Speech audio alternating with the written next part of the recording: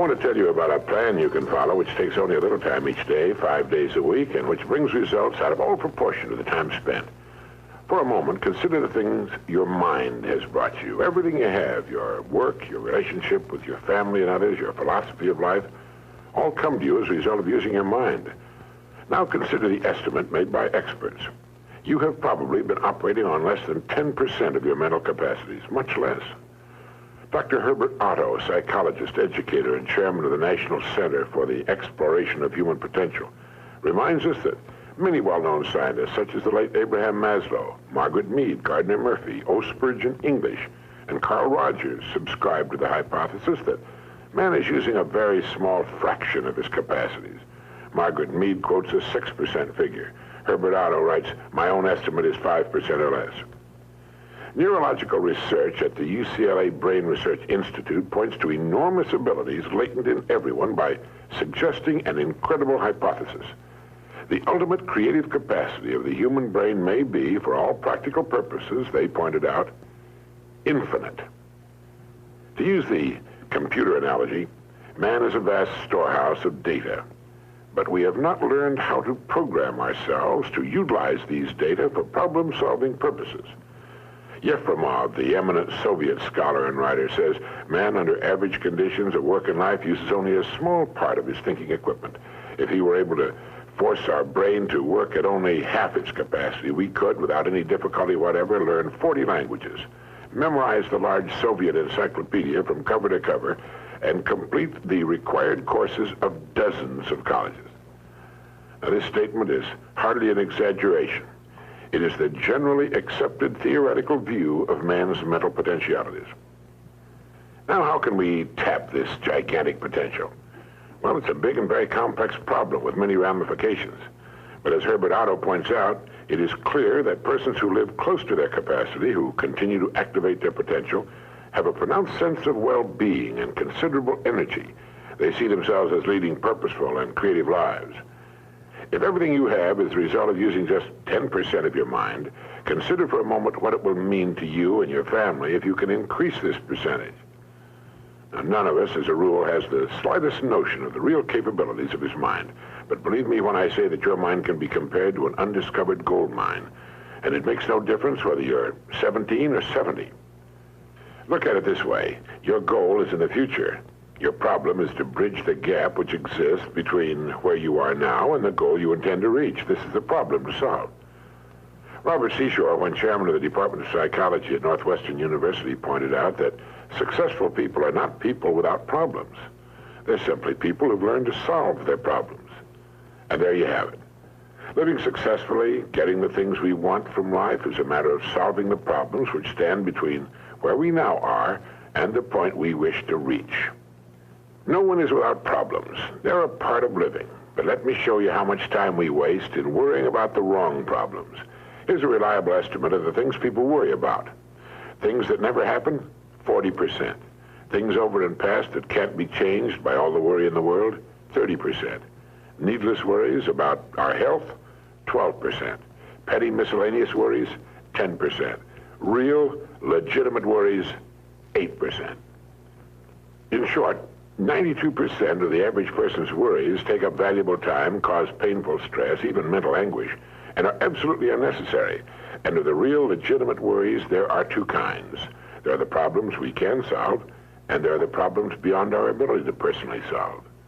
But most of our real problems usually fall into the first group, the ones we can solve if we learn how. Now I'm going to assume you've decided upon a goal.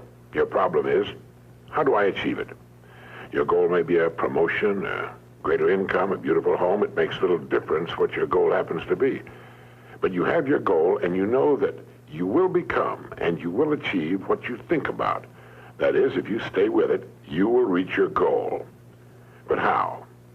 Well, it's right here that your mind comes into play. What is your mind? No one knows for sure. Perhaps the best way to describe it is to quote Pulitzer Prize-winning playwright Archibald MacLeish. In his play, The Secret of Freedom, a character says, "The only thing about a man that is a man is his mind. Everything else you can find in a pig or a horse." That's uncomfortably true.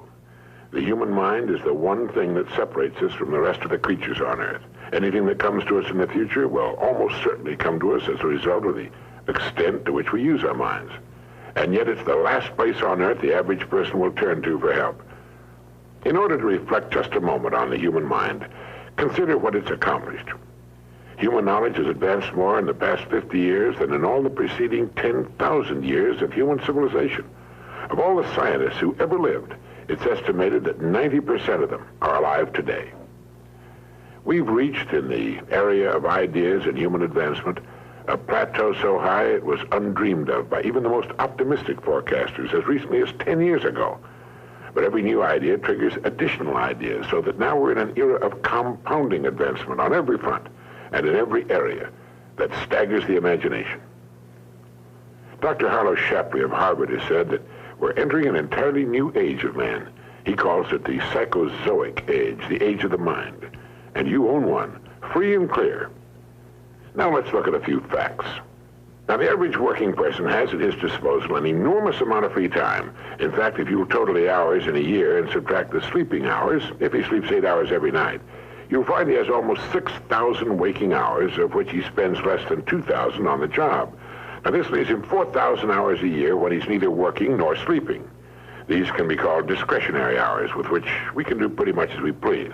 At least, our minds are free. Now, so you can see the amazing results in your life, I want to recommend that you take just 1 hour a day, 5 days a week, and devote this hour to exercising your mind. Pick 1 hour a day on which you can fairly regularly count. And during this hour every day, take a completely blank sheet of paper. At the top of the page, write your present primary goal, clearly, simply. Then, since our future depends upon the way in which we handle our work, write down as many ideas as you can for improving that which you now do. Try to think of 20 possible ways in which the activity that fills your day can be improved. You won't always get 20, but even one idea is good. Now remember 2 important points with regard to this. 1, this is not particularly easy, and 2, most of your ideas won't be any good. Now, when I say it's not easy, I mean it's like starting any new habit. At first, you'll find your mind a little reluctant to be hauled up and out of the old familiar rut. But as you think about your work and ways in which it might be improved, write down every idea that pops into your mind, no matter how absurd it might seem. Let me tell you what will happen. Some of your ideas will be good and worth testing. The most important thing this extra hour accomplishes, however, is that it deeply embeds your goal into your subconscious mind, starts the whole vital machinery working. And 20 ideas a day, if you can come up with that many, total 100 a week, even if you don't think on weekends. An hour a day, 5 days a week, totals 260 hours a year, and still leaves you 3,740 hours of free leisure time. Now, this means you'll be thinking about your goal and ways of improving your performance, increasing your service, 6.5 full extra working weeks a year. 6.5 40-hour weeks devoted to thinking and planning. Can you see how easy it is to rise above the so-called competition? And will still leave you with 15 hours a day to spend as you please.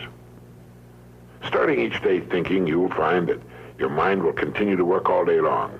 You'll find that at odd moments, when you least expect it, really great ideas will begin to pop into your mind. And when they do, write them down as soon as you can. Just one great idea can completely revolutionize your work and, as a result, your life.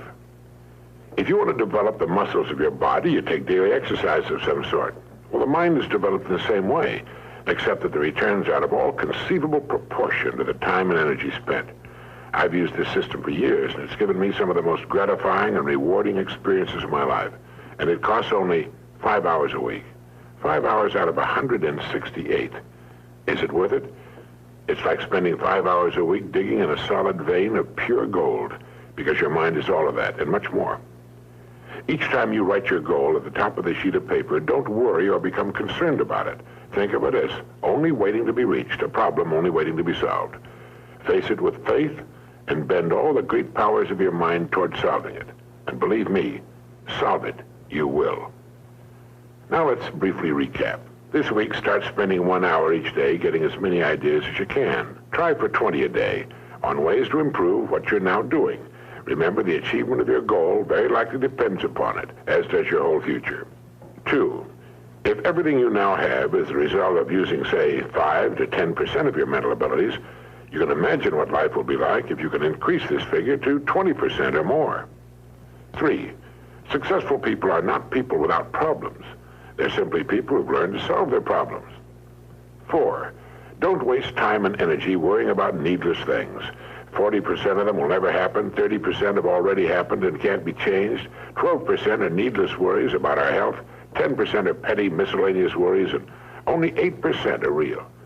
Try to separate the real from the unnecessary and solve those which are within your ability to solve.